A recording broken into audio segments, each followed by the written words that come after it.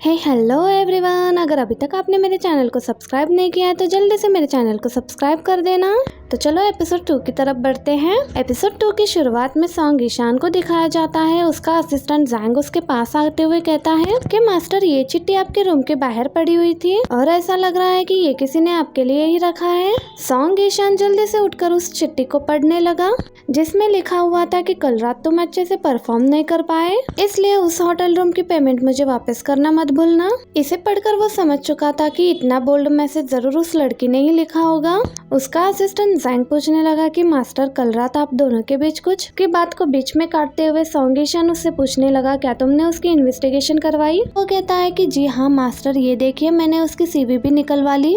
वैसे तो वो एक नॉर्मल लड़की लगती है, हाँ, मगर इन पिक्चर से ये बात साबित होती है कि वो लिंचियान के लिए काम करती होगी। उन पिक्चर्स को देखकर सॉन्ग ईशान भी यही सोच रहा होता है कि पता नहीं आज के टेंडर मीटिंग में ये लड़की कौन से ट्रिक्स चलाएगी। इसके बाद हमें नेक्स्ट सीन टेंडर मीटिंग का दिखाया गया, जहाँ सॉन्ग ईशान तो पहुंच गया था, लेकिन वो अपने सामने खड़े अपने कजिन को भी देखता है जिसे वो बिल्कुल भी पसंद नहीं करता। सॉन्ग ईशान उसे इग्नोर करके जाने वाला था, लेकिन लिंचियान उसे देखकर रोकते हुए बोला, रुको भाई, हम दोनों तो फैमिली है, लेकिन हमारी मुलाकात हमेशा इस टेंडर मीटिंग में ही क्यों होती है? सॉन्ग ईशान उसे बहुत रूडली जवाब देता है कि फैमिली हम दोनों, तुम लिन ग्रुप के लिए काम कर रहे हो और मैं सॉन्ग ग्रुप के लिए, तो तुम्हें बताओ हम दोनों फैमिली कैसे हुए? लिंचियान कहने लगता है कि शायद तुम्हें पता नहीं, लेकिन ग्रैंडपा भी यही चाहते हैं कि तुम लिन ग्रुप के लिए काम करो। तो इस पर सॉन्ग ईशान कहता है कि ग्रैंडपा से कहना कि वो अपने सेहत का ख्याल रखे, खामखा उन्हें दूसरों के लिए परेशान होने की जरूरत नहीं है। लिंचियान बोलता है कि ठीक है, मैं उन्हें बता दूंगा, लेकिन ये कोई वॉइस डिसीजन नहीं है। वोंगटैंग प्रॉपर्टी के लिए एक दूसरे से फाइट करे,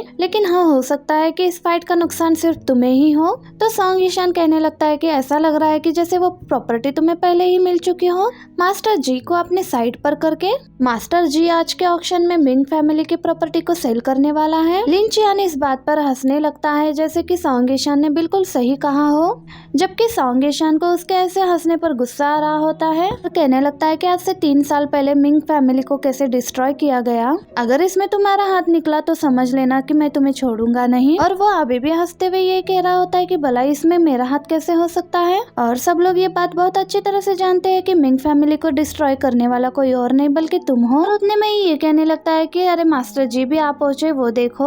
और सरप्राइजिंगली मास्टर जी की कार से सबसे पहले जी चैंग बाहर आती है, जो कि बहुत ही कोल्ड तरीके से सॉन्ग ईशान की तरफ ही देख रही थी, और वो भी इसे ही घूरता रहा कि मास्टर जी के साथ ये लड़की आखिर क्या कर रही है। उनकी जीचन बहुत शातिर तरीके से उसके पास से गुजरते हुए हल्का सा उसे टच करते हुए गुजरती है, और वो अभी भी उसके इरादे नहीं समझ पा रहा था। असिस्टेंट जैंग कहने लगा कि शायद हो सकता है कि इसने मास्टर जी को लिंचियान के थ्रू अप्रोच किया हो। तो वो कहता है कि जल्द से जल्द इन्वेस्टिगेशन करके पता लगाओ। नेक्स्ट सीन में सभी साथ होकर एलिवेटर में आकर खड़े हो गए थे। इतने में सॉन्ग ईशान को असिस्टेंट जैंग की कॉल आई, जो बता रहा था कि बॉस, मैंने इन्वेस्टिगेशन करवा ली। असल में मिस जी चैंग मिंग फैमिली से जीसू की दोस्त थी, इसीलिए मास्टर जी ने उसे अपने पास रखकर एक मौका दिया है। लेकिन अगर वो सच में मिन फैमिली का नाम यूज कर इस केस में इन्वॉल्व हुई है तो फिर हमारे लिए वोंगटैंग प्रॉपर्टी को लेना बहुत मुश्किल हो जाएगा। ऊपर से मास्टर जी ने मिन फैमिली की प्रॉपर्टी की सारी जिम्मेदारी जी चैंग को दी है। अब तो सॉन्ग ईशान बहुत ही ज्यादा शक में पड़ गया था कि आखिर ये लड़की करना क्या चाहती है। और जैसे ये सभी लोग बाहर जाने लगे तो सॉन्ग ईशान जी चैंग का हाथ पकड़कर उसे वापस से लिफ्ट के अंदर लेकर आ गया, और वो लिफ्ट भी बंद कर देता है। उसका ये डोमिनेट वाला बिहेवियर देखकर जी चैंग कहने लगी कि ये तुम क्या कर रहे हो, कितने लोग बाहर हमारा वेट कर रहे हैं, इतना भी क्यों उतावले हो रहे हो? सॉन्ग ईशान कहता है कि जी चैंग, मैंने पहले भी तुम्हें एक चांस दिया था, मगर इस बार तुम मिन फैमिली का नाम यूज करके हमारे मैटर्स में इन्वॉल्व हुई हो। तो जी चैंग कहने लगी कि क्या हुआ, तुम्हें डर लग रहा है कहीं मैं अपने मुंह से ये बात ना निकाल दूं कि आज से 3 साल पहले तुमने मिन फैमिली के साथ क्या किया था।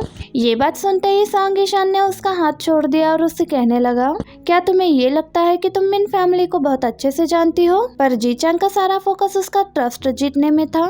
अपने पास से एक यूएसबी निकालकर वो कहने लगती है कि इसमें ऑक्शन के सारे इन्फॉर्मेशन है जो मास्टर जी ने सिर्फ लिंचियान को दी, और अब मैं ये तुम्हें दे रही हूँ, और ये यूएसबी मेरी सिंसियरिटी का सबूत है, और मैं चाहती हूँ कि वो प्रॉपर्टी सिर्फ तुम ही जीतो, और इन सब में मैं तुम्हारी मदद करूंगी। अब तो तुम जान ही गए होगे ना कि मैं तुम्हें सिर्फ लाइक करती हूँ और इससे ज्यादा कुछ भी नहीं। तभी सॉन्ग ईशान को असिस्टेंट जैंग की कॉल आई जो बता रहा था कि ऑक्शन की सारी इन्फॉर्मेशन पहले से ही लोगों के बीच में लीक हो गई, जो कि मास्टर जी ने सिर्फ लिन चियान के साथ ही शेयर की थी। और अब तो मास्टर जी को भी बहुत ज्यादा गुस्सा आ रहा है क्योंकि लिन चियान ने उनका भरोसा तोड़ दिया और लिन चियान का मुंह भी देखने लायक है। और सॉन्ग ईशान के लिए ये तो सच में बहुत बड़ा शौक था और कहता है कि कहीं ना कहीं आपको जी चैन पर यकीन कर लेना चाहिए। कॉल कट होने के बाद जी चैन कहने लगती है कि ये इन्फॉर्मेशन मास्टर जी ने सिर्फ लिन चियान के साथ ही शेयर की थी और लिन चियान ने ये सब पहले ही सब में फैला दी और यकीनन उसने इस बात की वजह से मास्टर जी का भरोसा तोड़ा है और अब वो चाह कर भी वॉन्टियन प्रॉपर्टी को कभी पा नहीं सकता। और तुम्हारे लिए ये एक बहुत ही बेहतरीन चांस है, इसके लिए एडवांस में ही मैं तुम्हें कांग्रेचुलेशन करती हूँ।